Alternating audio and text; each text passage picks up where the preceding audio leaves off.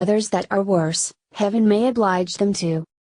Free ebooks at planetebook.com. 45. Make the exchange, and be convinced of their former felicity by their experience. I say, how just has it been, that the truly solitary life I reflected on, in an island of mere desolation, should be my lot, who had so often unjustly compared it with the life which I then led, in which, had I continued, I had in all probability been exceeding prosperous and rich. I was in some degree settled in my measures for carrying on the plantation before my kind friend, the captain of the ship that took me up at sea, went back, for the ship remained there, in providing his lading and preparing for his voyage, nearly 3 months, when telling him what little stock I had left behind me in London, he gave me this friendly and sincere advice: Senor Ringleys, says he, for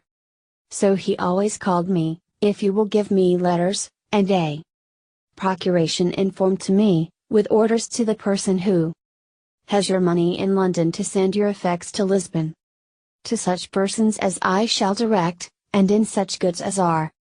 proper for this country, I will bring you the produce of them, God willing, at my return. But, since human affairs are all subject to changes and disasters, I would have you give orders but for £100 sterling, which, you say, is half your stock, and let the hazard be run for the first. So that, if it come safe, you may order the rest the same way.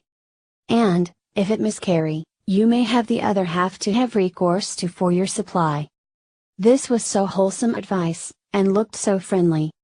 that I could not but be convinced it was the best course I